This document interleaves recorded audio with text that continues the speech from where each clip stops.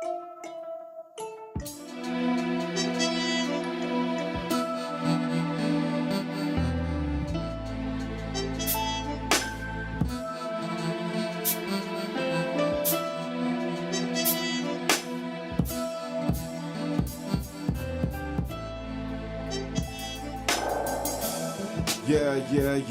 What's going down, my people? We're back at it again.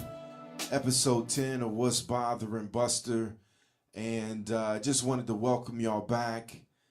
It's been an interesting week. I'm still on my vegan kick. That's been going really well. Actually, it's been going well enough for me to add another week. So I'm going to go for another whole week of this thing, and it'll be a month since I've had any meat. So it's been pretty cool. I'm really high energy right now. So everything has been going really well with that. Vitality is strong. Energy is strong. I'm working out again, man. I started running, which is cool. You know, it's cool. What's interesting was I did go to the Columbus Veg Fest, which was this past Saturday, and it was pretty cool just running into a few people that I knew. I ran into Chandrika Watson, who went to Brookhaven. I think your last name's Watson. And then I ran into my boy David Rogers, who was also another Bearcat. He was a Tiger too. So peace, Dave. It was good seeing you. Chandrika, was good seeing you. And then I met a new cat named Rodney Fimp. Rodney is originally out of Chicago, but he's living in Dayton now. But he had drove up, just to kind of, gauge what was going on. And he had been into his vegan journey about a month. So we were there chopping it up for a little while, man. Cool brother. It was nice meeting him. But it was really cool, man. It was good. It was good to experience it, to see just some of the different options that you can eat with, man. There was some amazing cookies and all kinds of other stuff, man. I know I shouldn't be eating a lot of cookies, but man, those things was banging, bro. It was really good. But in any case, I'm still on my supporting black businesses tip. As I told y'all, man, I was with my man Tony Parham last week, and Tony gave me his Hidden Gems project, man, which he's really pushing, man. So if you're out there and you can connect with Tony on his site, he's also a friend of mine. So, go out there and support him, y'all. He would really like that.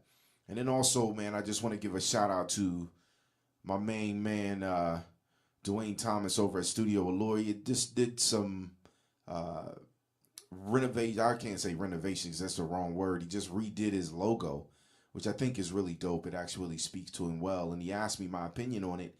And he chose the one that I really like, so I was like geeked about that, man. The brother is super talented, so if you need any pictures for weddings and things like that, man, my man is really on top of it. Plus, he does models. He actually does models, so he's going to be getting into famous people here soon. He's already snapped a few photos of some famous people, but the brother got skills, man. When I tell you he's got skills, he really does, man. He brings the pictures to life. The lighting, the imagery, everything that goes on with the pictures are really, really dope. So just wanted to make sure that you guys were aware of that. Also, my man Logic is going to be performing at Double Happiness on Saturday, September the 3rd at 8 p.m. And he's going to be kicking off parts of his album, the Lucid Logic album that he has. And if you didn't catch it, I played Honeydew a couple episodes back. Which was really dope. I really liked the song. So shout out to my man Logic, who's repping Columbus, Ohio, and he's doing it at Double Happiness on Saturday, September the 3rd at 8 p.m. So, all the pleasantries out the way, man. I'm not even going to really get into, y'all registering and subscribing this week. You already know how I feel about it. If you haven't done so, please subscribe to my YouTube channel. And then I also have Facebook, et cetera, et cetera, et cetera. But you know what, man? I'm a little emotional this week because my mother taught me when I was a kid, if you can't say something nice, then don't say anything at all. And I'm guilty of, having that joking mentality where, I joke with people, but it wasn't to hurt them or harm them. It was always done in fun. And what's been going down this past week and a half, maybe a little bit more than that, because back in the later end of July, a couple people were speaking on the Colin Kaepernick situation and why he's not employed with an NFL team right now, even though he has the skill set to be able to perform at the NFL level. And what's bothering me this week is a couple of people that I've respected, that I honestly can say that I admired, have spoken on the situation, and it's kind of rubbed me the wrong way. And I'm gonna play a couple of the clips for you. I'm gonna get into one of these individuals first, but like I said earlier, all of these individuals I've had some respect for in some way, shape, form, or fashion, and have even forgiven them for their transgressions in regards to what they've done in their past outside of sports. So with that being said, the first person that I really want to draw attention to is Jim Brown. And if you didn't hear it in the news, Jim Brown had something to say about the whole Colin Kaepernick situation. And I'm going to play that for you here in just a second so that you can hear and understand exactly what Jim Brown was saying. But here's a clip of Jim Brown and what Jim Brown had to say. You don't believe that in today's NFL you could be both activist and football player? I think we're always an activist and a football player, but I think you have to understand there's intelligence that's involved. Okay? I can't be two things at once that contradict each other. If I sign for money, then these people I sign with, they have rules and regulations. But I'm going to give you the real deal. I'm an American. I don't desecrate my flag and my national anthem. I'm not going to do anything against the flag and the national anthem. I'm going to work within those situations. But this is my country, and I'll work out the problem, but I'll do it in an intelligent manner. Well said. Bullshit. Bullshit. Oh, excuse me, y'all. Oh, I'm so sorry about that. I know that was a little bit immature. But let me say this. Let me preclude what I'm saying by saying this. Jim Brown has always been one of those people that I've looked up to in regards to what he's done for the African-American community in regards to making sure that we have rights as citizens. And the thing that bothers me with this whole statement was a few things. One, my man said signing for money, you have to respect the rules and regulations of the team. To a certain extent, I agree with that. I agree with what he's saying, because if there are scenarios where you operate outside of the rules and regulations, then of course you should not have the role or responsibility in that scenario or in that situation. But what rules and regulations define that you have to stand for the national anthem? What says that you have to, honor the flag? I don't see that rule in the NFL rule book or policy. It's an unwritten rule, so to speak. And the jacked up thing is that when he talks about, he says something about, I'm going to keep it real, or the real deal is I'm not going to desecrate my flag or my anthem. What's crazy about that is I'm not even 100% for sure if he understands what the flag and the anthem actually mean. Now, I could go really deep into the flag and the anthem. I'm not even about to go deep into the flag and the anthem, but let's just talk about the anthem for a quick second. The anthem was not written with the intention of a homogenous society. It was not written for the equality of all men. It wasn't. There's stanzas in there that we don't get to hear, and they take those stanzas out intentionally because they understand the conflict that it could cause. But here, Jim Brown is talking about, I'm not going to desecrate it. Now, what's funny is, I don't even know if my man understands what desecration means. So what I did was, and I get at people on my Twitter account from time to time.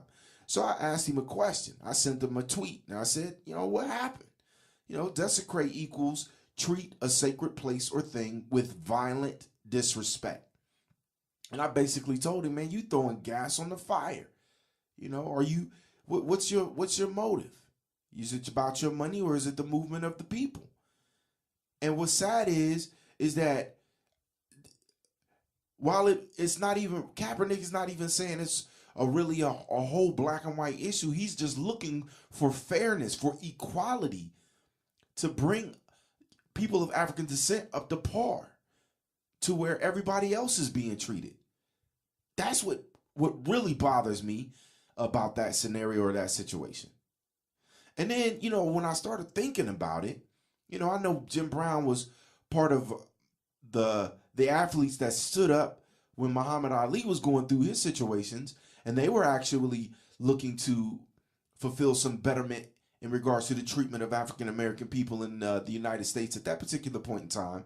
But I wonder what Ali would have said hearing Jim Brown talk about desecrating the flag. I'm sitting here thinking to myself, like, man, how is my man desecrating the flag? What is he doing that's violent to the flag? Other than saying, you know what?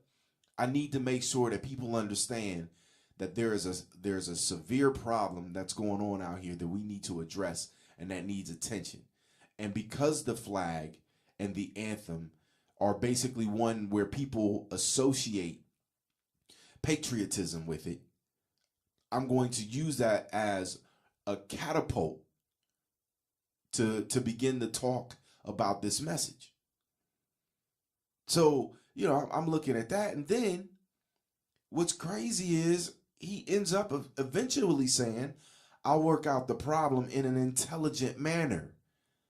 And I'm thinking to myself, like, what's non-intelligent about what Kaepernick is doing? I mean, it's well thought out. He actually explained his position prior to even doing it. And then last but not least, as he was going into the NFL side of things, he even said, man, listen, I'm not even going to do that anymore. I'm going to focus on football. That's what I'm going to do. He had already basically pushed the envelope to the point to where other people were discussing it. It was supposed to be something that was on the agenda of, or excuse me, not the agenda, but the topic of conversation on a regular basis so that we can see what's going on. But the jacked up thing about it is that the focus, the narrative shifted to what Kaepernick did as opposed to what Kaepernick was doing it for. So I'm like, man, come on, Jim Brown. Come on, man. It was very disappointing, to say the least, to hear that from somebody that you look at as a powerful person when it comes to these situations and things, when you're fighting to be just equal, not above or beyond, just equal. But, it didn't stop there. While Jim Brown's was almost the latest statement, even before then, my man Ray Lewis, and I can't even call him my man. I had the dude on my social media pages. I was following him and doing this, that, and the other. Man, I've never blocked anybody on my social media pages until Ray Lewis recently. I couldn't do it, man. And I won't say I blocked him. So if you wanted to follow me, that's cool. But I couldn't follow him anymore because I'm like, man, I follow people that I respect. So when I heard, Ray Lewis arguing on the behalf of his owner as to why he wasn't signing Kaepernick, I thought it was pretty interesting. He was defending him, man. I was like, man, this is Django all over again. And for those who've watched the movie know what I'm talking about. Candy!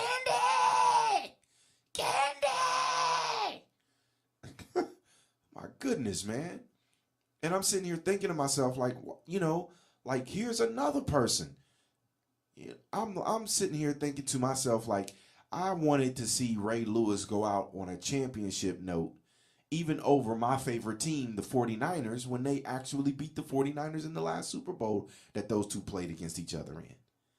And I'm thinking, wow, man, really, did I really root for this dude with the assumption that this dude is fighting for us in the same way that we're fighting for, ourselves out here in these streets, man. And I was totally wrong.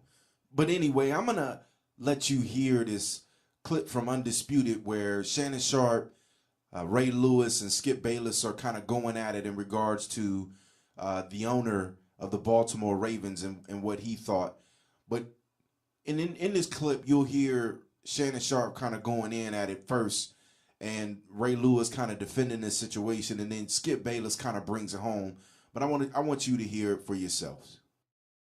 Find Pookie. Where Pookie going? He going to jail. Mm-hmm. When these police shoot these unarmed black men and women, even on camera, where they going, Ray? Back on the force. Yeah. That's what we're talking about. We're talking about the police brutality. See, what they're trying to do is that when we talk about police brutality, they talk about Chicago, they talk about Detroit, they talk about Baltimore. Okay. You want me to come up with a solution that you helped put me in. I 100% understand what you're saying. And what I'm trying to tell you is there's no issue with what you're talking about with police brutality. We're sitting here as men. Yeah. So let's understand this. We're sitting here as men. And me and you, as men, ourselves, not watch nobody else deal with police brutality. I lived it. Oh, I know. So understand that. Just understand the dynamic of what we're talking about. I'm not talking about if this person stood out. It's not too many people. Say it for what it is. It ain't too many people gonna stand up to go into black neighborhoods and worry about black folks killing themselves. That's factual. So sooner or later that we figure that out, then we're gonna start taking care of ourselves. So when I started to start to understand these things, Shay, what I started to understand was that ain't Steve Bishotti's fight. What happened to Freddie Gray? That ain't no owner's fight. Yes, it is, though, Ray. If it is, this is America. If it is, then all of our owners should get together and go in these urban neighborhoods and clean it up. Why wouldn't you? Because, Ray, they don't care because it's an issue they're never going to have to face. It's people like you and I that's been there and know people that's faced these issues. You talking about Steve Bisciotti is never going to have to worry about the police beating him or a family member down. Jerry Jones, Mr. Kraft, they never going to have to worry about that. That's what I just said. So why should they care? They should care because it's the United States of America. You care about what's going on in Ukraine. You care about what's going on in Venezuela. How many times before any of these things came up? Before you was playing? After you playing? How many times it happened? But they pretended just answer how many times did it happen? It was going on a lot, but the advent of social media. I don't want to go back and forth. Yeah. You go ahead. Okay, go ahead. Time out. So let's go back to, can he help the Baltimore Ravens win? Let's forget about all the simple as that.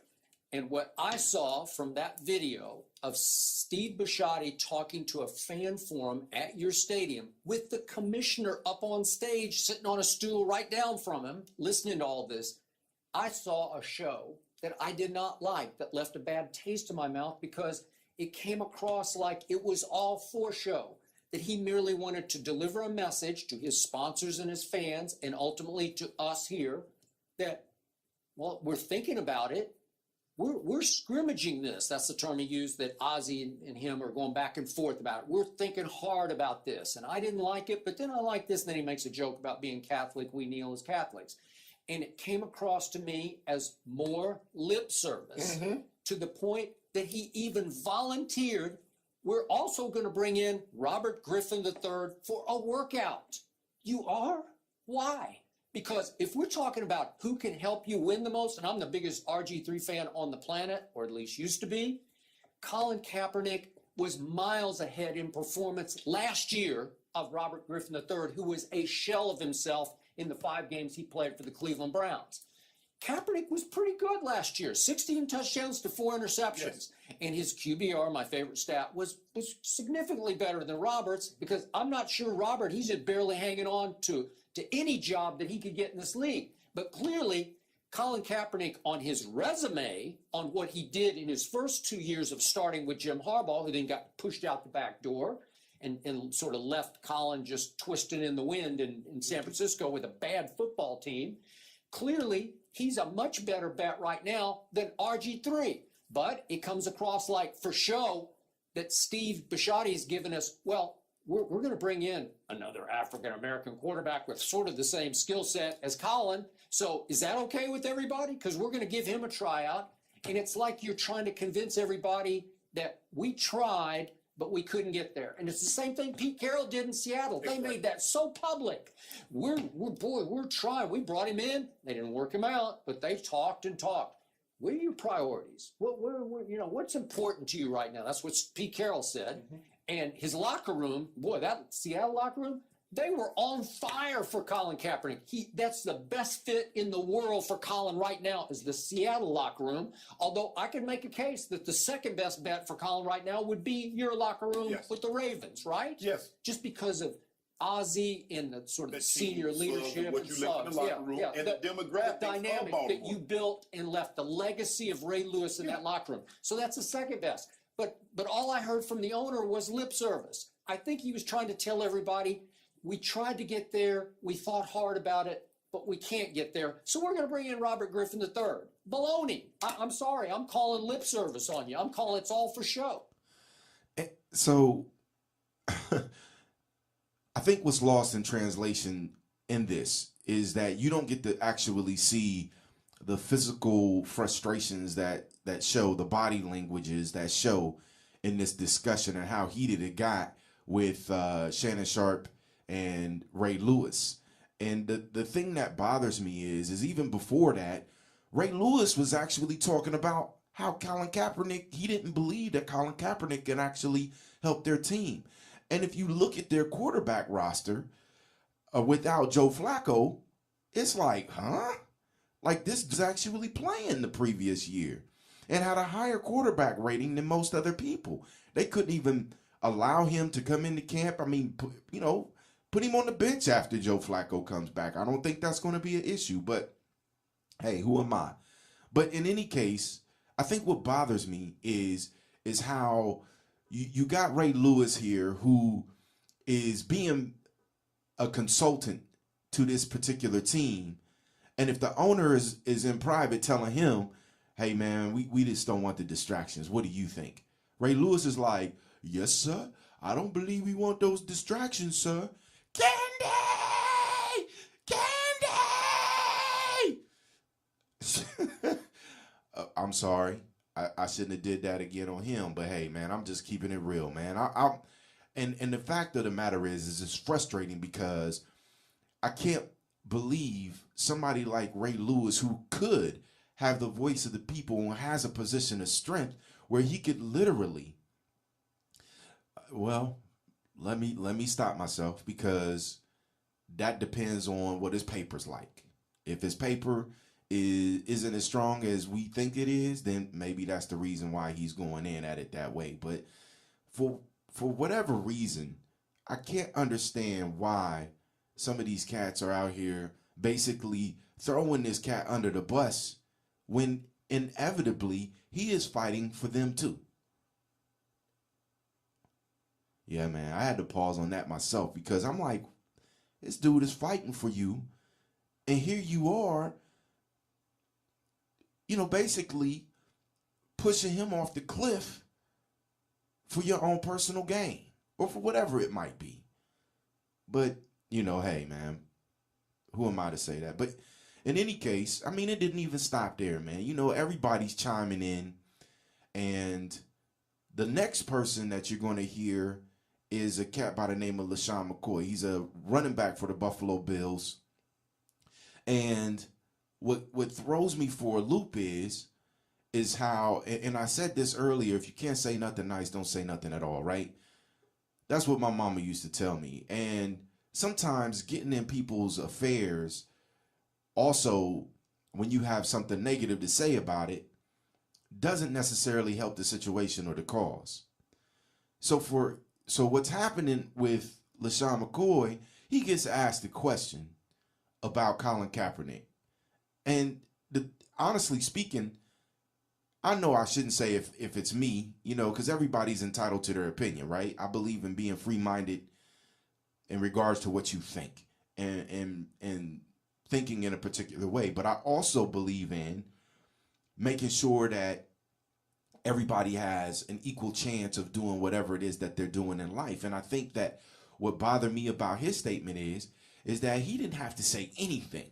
He could have been like, hey, man, Colin Kaepernick does what Colin Kaepernick does, man. Let's talk about the Buffalo Bills. Let's talk about LeSean McCoy or somebody who's currently on my team.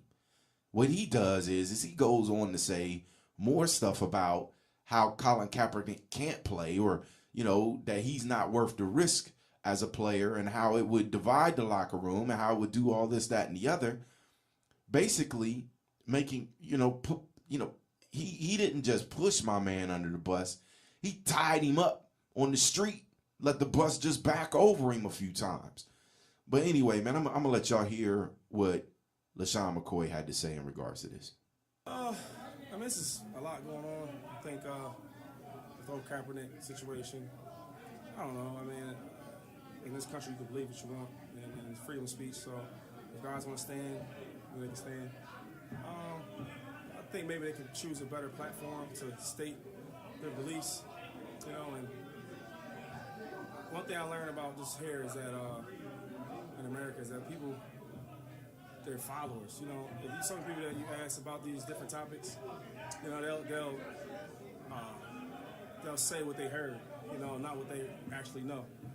Even with the Kaepernick situation, it's a lot more than just he's not on the team because of he doesn't want to stand for the national anthem. I think it's more than that. That may have something to do with it, but I think also has a lot to do with his play. I'm sure a lot of teams will want him as their starting quarterback. And then it's that the chaos that comes along with it. It's a lot. I think as a team trying to win and not have a distraction on the team, and I just think that as a player, there's certain players that can be on the team with a big distractions, and there's other players that they're not good enough for it's worth it. I think his situation is not good enough to have him on the team with all the attention that comes along with it. I'm sure if a guy like, I don't know, if Brady or a guy like whoever's your favorite player, or Odell Beckham, or a guy like that, but you'll deal with that attention and play him. With certain guys, it's not worth it. So it's all what you believe in. I kind of stay out of it because everybody has their own beliefs and what they believe in. So it is what it is. I don't know. I think so. But you just gotta look at also. It's like if I'm an owner or a GM of a team, do I want to put him on my team? Is he good enough to be, on the squad to even deal with everything that's going on? So it's something that I don't really partake in. That's a great example. You take a guy like Michael Vick who went through all what he went through. He's 10 times better than Kaepernick. So you'll deal with that situation. You'll deal with that attention, the media aspect of it. The good or bad attention you'll get compared to Kaepernick. It's like he's not really that good of a player to, to deal with. So, but people outside of sports, they don't really know that. They see only one side of football. Black guys stand up for what he believes in, so, the NFL's against him. But I think it's more than that. I think this has to do with some of that. And also just, dealing with him, with a team who's trying to build together. And so many outsiders can mess up a team, so I can see both sides, I really can. But I just don't think that a guy like him, there's a great example you use from Michael Vick, and I was on that team, I haven't seen more media for a player like that ever. And you'll deal with a guy like Michael Vick or LeBron James, you're going to deal with them, that attention, good or bad, positive or negative, compared to a guy like Kaepernick. He's just okay. He's an okay player, He might not make certain teams, or them guys we talked about, but they're going to make them teams. They're going to be the star of the teams. So it is what it is, man. Some guys believe it, some guys won't. Bullshit. Oh. Okay, again, I'm sorry. I shouldn't have did that, but at least I didn't give him the candy cry, right? Because I'm like, man, these cats is really going in on this brother, man. And he's really trying to protect all of us. And I wouldn't even say go as far as to say protect all of us. He's bringing awareness to the issue. And we have people that are saying, yeah, man, great. We understand it. Let's talk about it. But then we got other people that are like, you know, like, dude is just this awful distraction. What's more distracting? The fact that you can turn on your TV and see somebody get shot in their car in the face. Somebody get shot in their car in the chest while their lady is sitting next to them or their kid is in the back seat. Somebody with their hands up getting shot, you know, going to their car, running away from a situation, getting shot in the back. I mean, what's worse? To me, what's more of a distraction? You know, it distracts the hell out of me. I'm not even going to lie to you. I sit here and I think to myself, like, wow, man, that could be me. And I consider myself a good dude. And for somebody to put me in a situation where I wouldn't even say fearful, because I'm not going to sit there and be like, I'm going to run from you or I'm going to do this, that, or the other. If you're going to pop me, you're going to pop me. You know, that's just the bottom line. But the truth to the matter is that, you know, some other people don't react that way. My fight or flight mode is fight mode. You know, I'm just not going to run from you. But again, here's a scenario and a situation where this bro don't have to say nothing at all. He was invited to answer the question, but he didn't even have to. Yet and still he did. So, you know, I mean, again, here's another cat that, you know, I'm not even going to be following. I'm not concerned about his success. I don't care whether or not he does well or whether he doesn't do well. It's just not any of my concern at this particular point in time, because I'm not rooting for him at this point. So in any case, just to switch things up just a little bit, I'm going to take it back, because this is one of the reasons why we need things like this, the new League for Freedom. So we'll be right back in just a second. I'm going to get back into what's going on with this Kaepernick thing, y'all.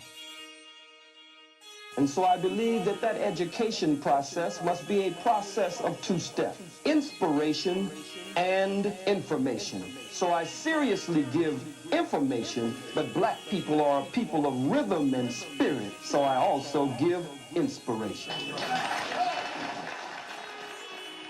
It's the new League for Freedom.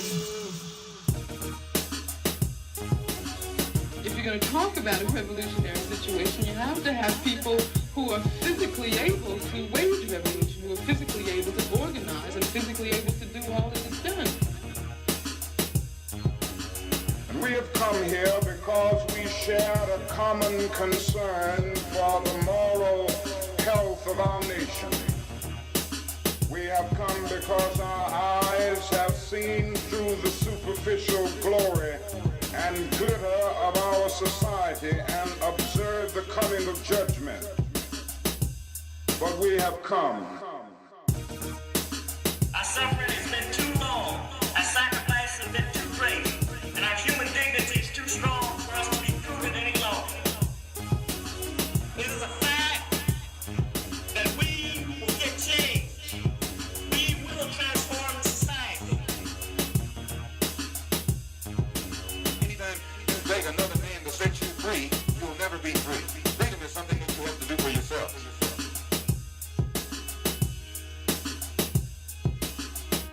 It's the new League for Freedom.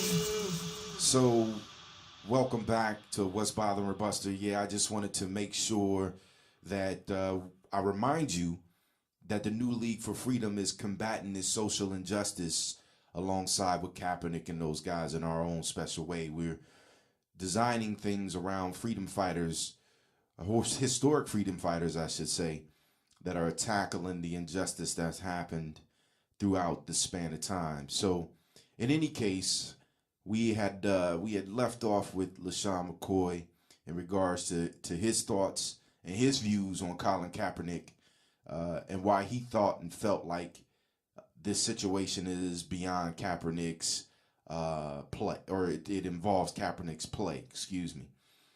So, I also I don't like to be one-sided with things. I also like to give another side of things.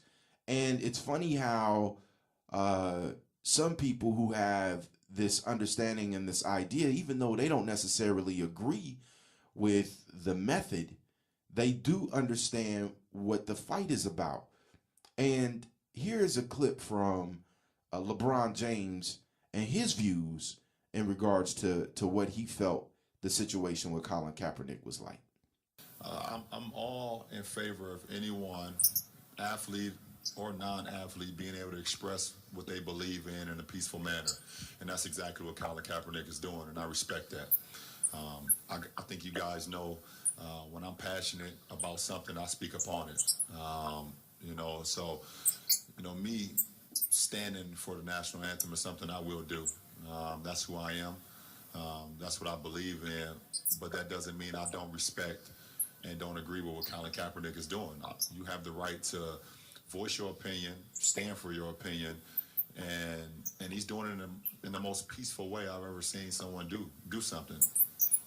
What I do not like about the situation is the negative attention that has been thrown upon him from certain people, because it's not deserved.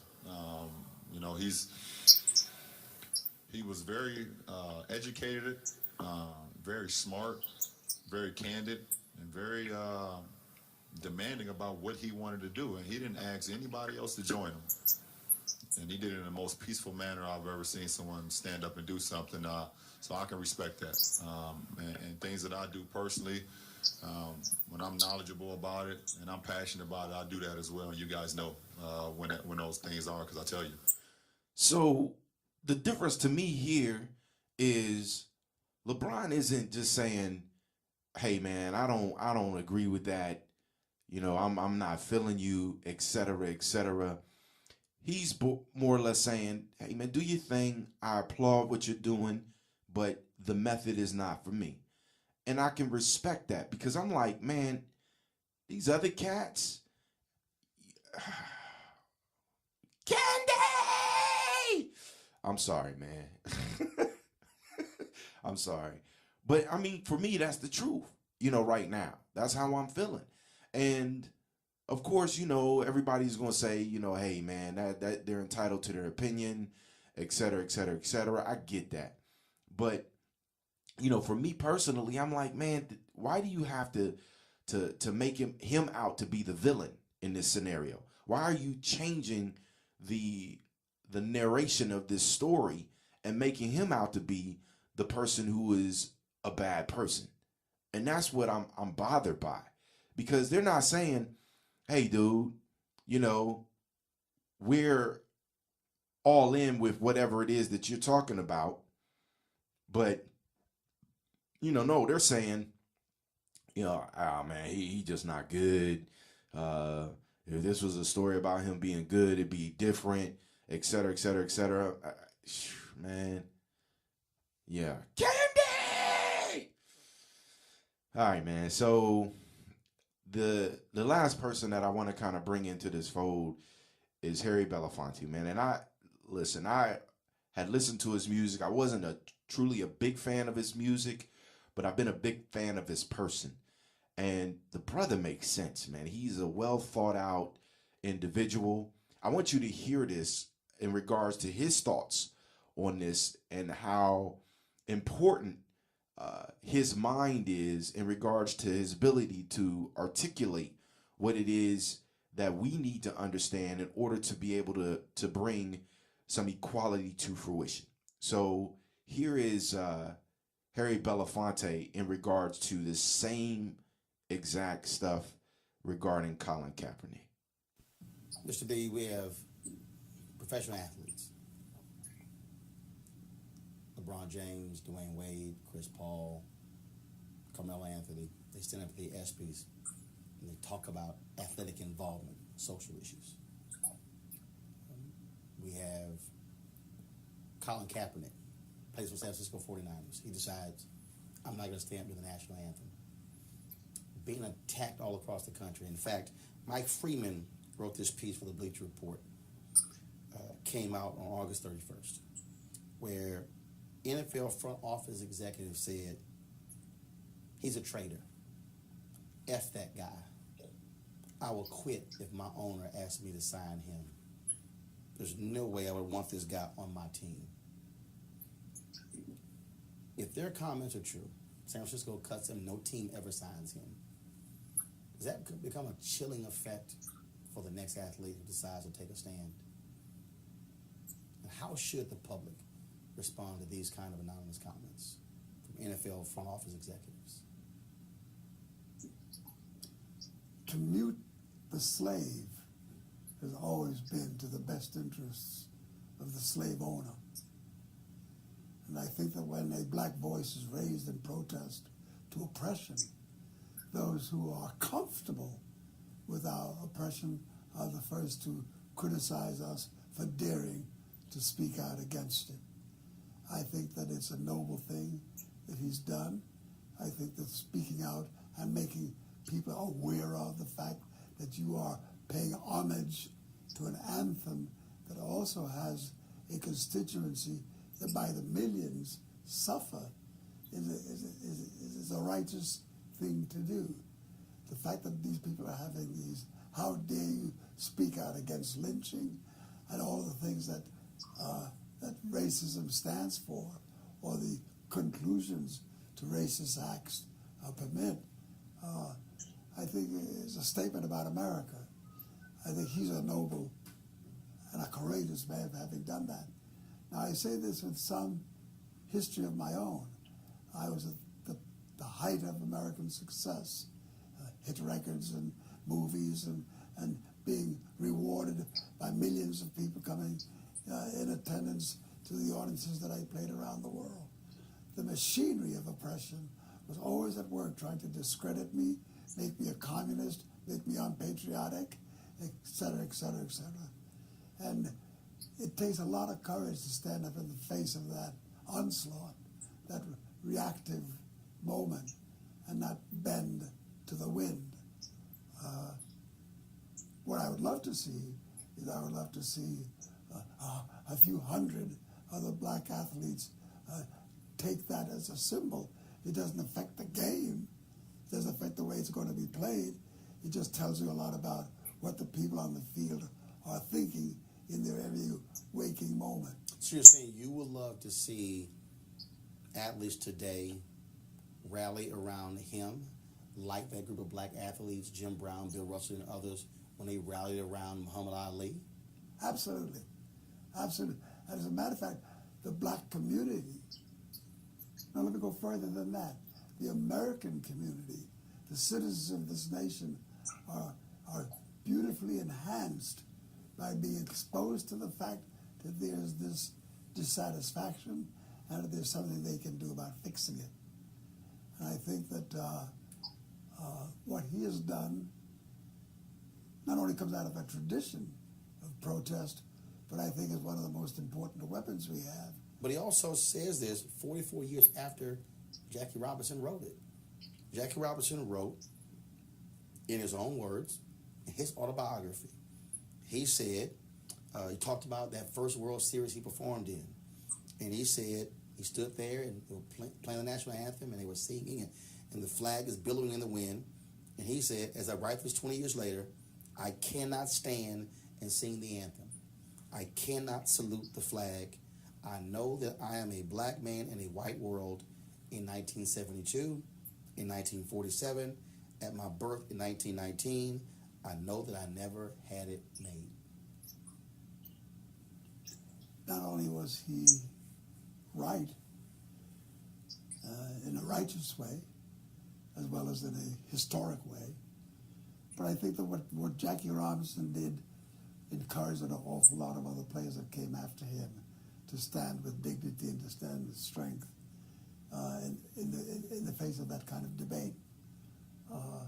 I'm just sorry to see that more black people who have attained the level of success. I once said to a group of young black artists, I said, never before has America boasted of such a harvest of celebrity as we experience today across the boards. We have more black artists with hit records and in front of show business and on all the charts. We have black athletes up the yin-yang in almost every sport. We have so many where black celebrity is displayed that could make a difference. And yet never has there been such an absence of black celebrity voice in relationship to the problems that black people face today in a severe way. I'm amazed at the fact that with Trayvon Martin and any number of people who have been murdered and who have been shot down and who are the victims of a certain kind of unrepentant racist behavior, that black people haven't flooded the streets in a greater act of protest to all of this that's going on. A. Randolph once said, if you are comfortable with my oppression, then you are my oppressor. If you are comfortable with my oppression, then you are my oppressor. Pow. Man, listen, like I said, and you can understand why I respect the person of Harry Belafonte. I'm pretty sure that later on in life, I'll probably grow more into his music as I continue to listen to it. But what's important in this whole scenario is you got two whole different perspectives. Brothers who understand that, man, hey, listen, this isn't a fight that we should just take sitting down. We should all grasp this fight. And what's more important is how all of our brothers and sisters, I'm not talking about just people of African descent. I'm talking about everybody. This is a fight for everybody, for equality on all ends. Nobody should be oppressed. No one. And that's what's important about this situation. And granted, I know that I'm kind of adding a little bit of my emotion and my own personal opinion into this, but it affects me. It affects you, as an individual. And the important thing is what do we do about it? What is the resolution to it? Where do we go from here? I looked at it and it said, should I be boycotting the NFL? What should I be doing to show my disdain for the treatment of this brother?